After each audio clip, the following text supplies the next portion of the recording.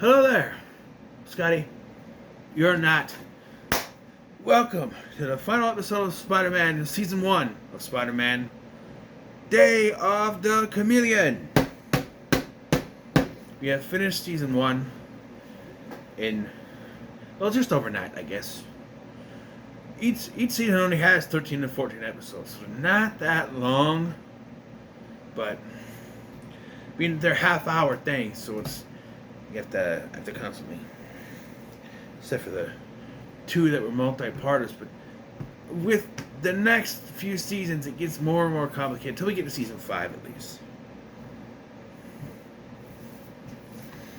But yes, so Day of the Chameleon introduces the villain, the Vulture. Well, of course it's the Chameleon. Are you gonna keep doing that joke? Yes.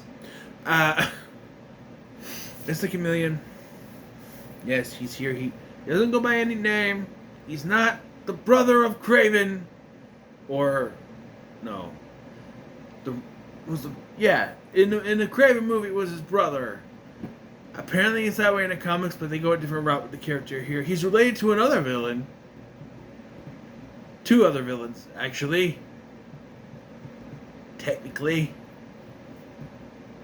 But we won't get to that till season 5. So yes. This is also the introduction of S.H.I.E.L.D. and Nick Fury, who at this point was white. Yet the Ultimate Comics had to come out, yes, where he wasn't recast to look like, or redrawn, excuse me, to look like Samuel L. Jackson. So he was David Hasselhoff here, basically. Yes. Yes, me.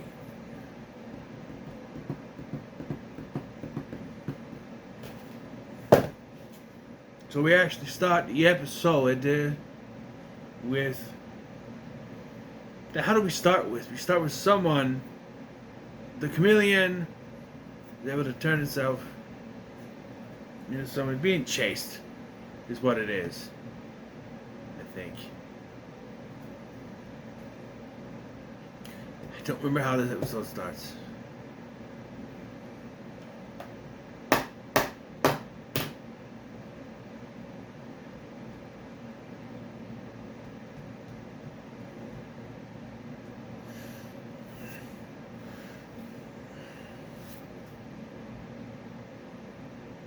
I'm trying to remember. I can't. It starts with an ad, apparently. Is what it's, no. You get the theme song, and then Dave the Chameleon pops up. Yeah, the Chameleon, he has this belt buckle that he uses to turn into anyone, and he uses it like a camera to take pictures of people, you know? Except there was one instance where he's running from someone, sees a person, and then just turns into them. He doesn't take the picture. I don't know. But he's not like the other villains that have appeared this season. For some reason, he's a lot more...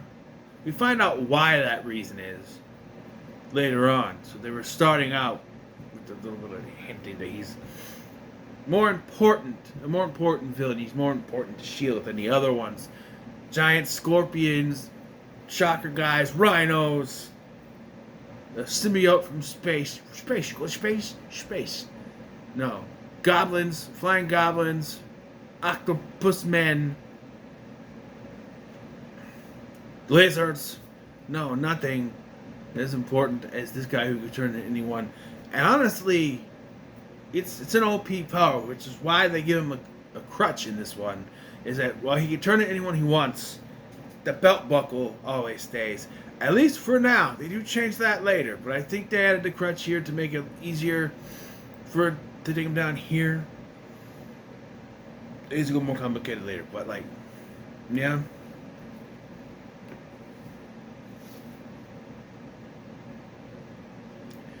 So, yes. Also, we get the first appearance of Mary Jane in a play, which would be used in the movies.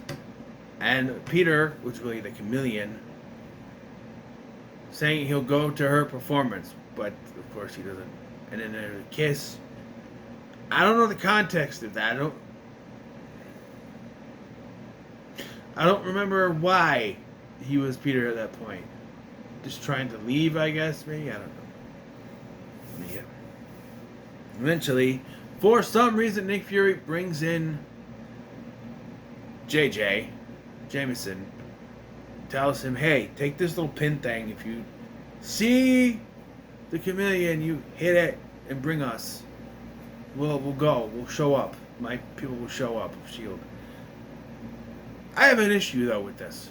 So, Peter is there begging to take the pictures at the summit. And he just so happened to be there when they showed up and took Jameson. So they just throw him in a jail cell.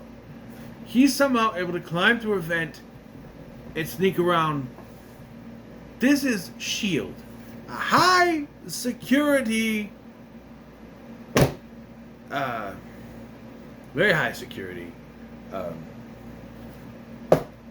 department. People. Organization, that's the word I'm thinking of. High security organization. They don't have cameras in the air vents. There's no lasers. There's nothing.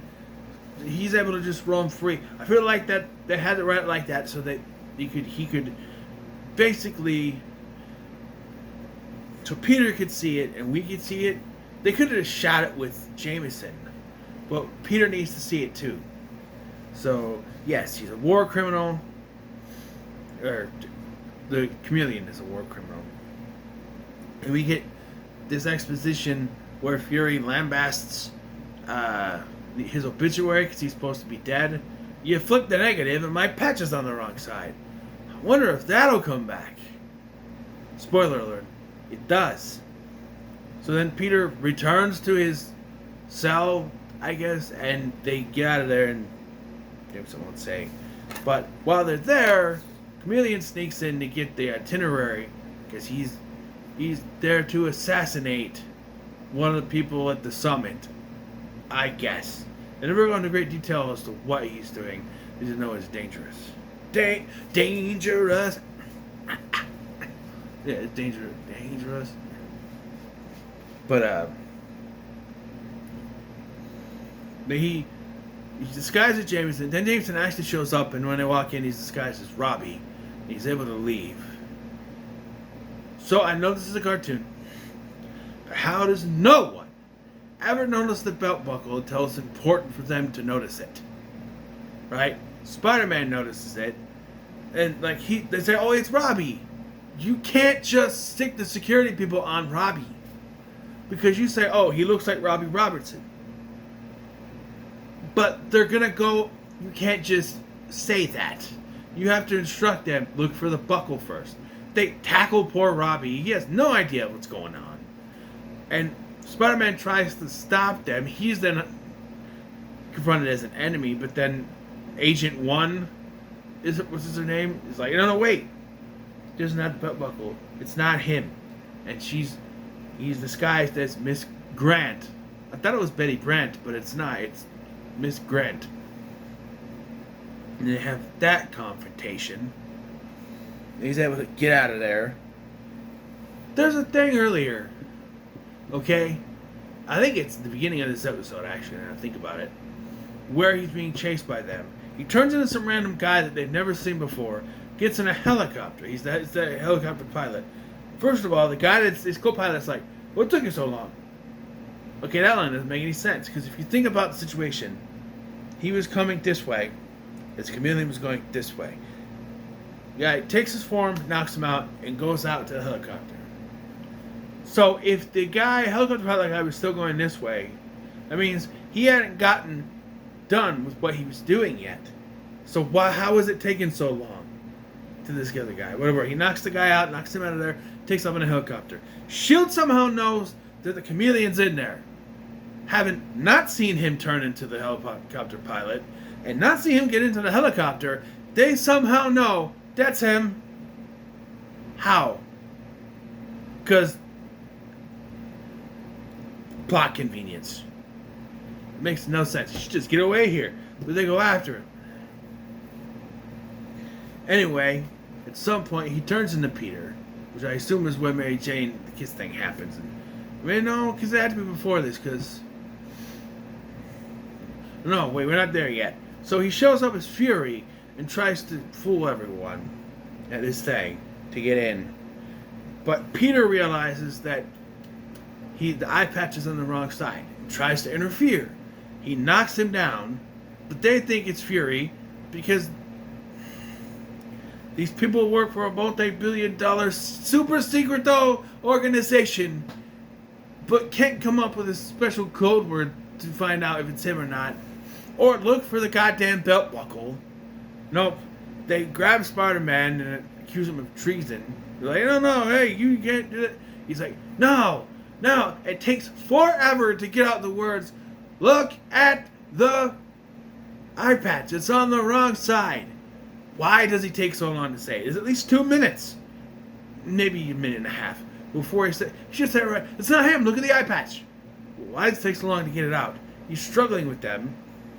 Which ends up being for not because Fury tries to kill Agent 1. And it's the Chameleon. He gets away. Spider-Man bursts out from them. One of the S.H.I.E.L.D. guys tries to grab him, and I went, why? Why are you trying to grab him? You know he's one of the good guys. Why are you trying to grab him again? Whoever animated that was stupid. Why are you having him try to grab him when he should be going after the Chameleon? I don't. As soon as they find out that it's the Chameleon, they should have let him go. I don't know why they were still holding him, to be honest. Anyway, the Chameleon turns into Peter Parker and sits next to JJ, and has apparently some sort of weapon inside of the camera, the giant lens. The Spider-Man shows up to save the day, and I can't believe that, like, oh, it's the Chameleon, but I can't, JJ's like, I knew Spider-Man was no good, he's attacking my photographer. But no, he goes, oh, it's the Chameleon? Sit next to me? I'm just like, oh, okay, they didn't do that trope that they'll do later, apparently. But yes.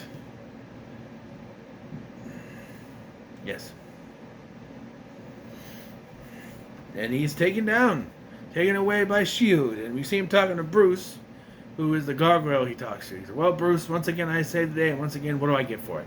Nothing. Poor Fury flies by and goes, hey, Spider-Man, thanks for the help. What's that? He thanked me? And then, maybe it's not so bad after all. And he goes home, he gets a knock on the door. It's Mary Jane, and she promptly smacks him across the face. He's like, huh?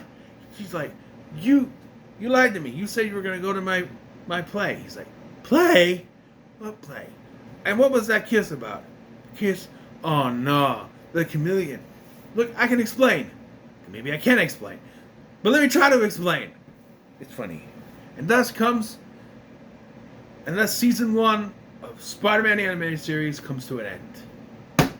No cliffhanger.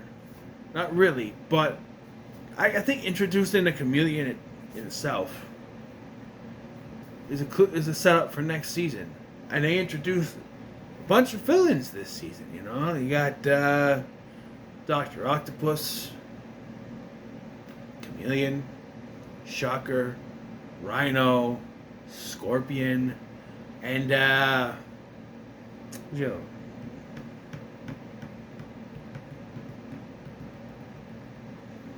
And Mysterio. That's 6. 6.